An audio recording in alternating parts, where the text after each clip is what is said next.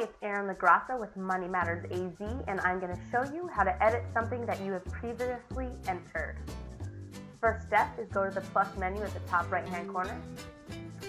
Let's say I entered an expense and I forgot to enter the amount. Click Expense. At the top left hand corner, you'll see this little icon. Click that, and right here it's going to show all the most recent expenses you've entered. If I need to see more, I click View More. And all of my expenses I've entered recently will all pop up right here.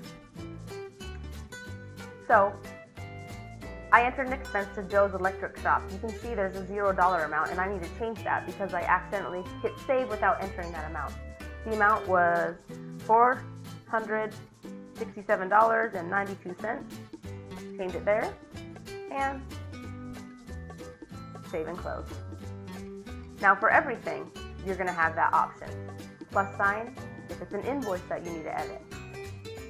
You'll see the icon up here on the left. You click it, and all the most recent invoices you've entered will show up right here. You can click directly on one, and you can enter anything you need, and save and close.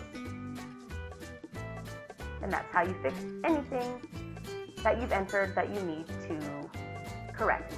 Thank you so much.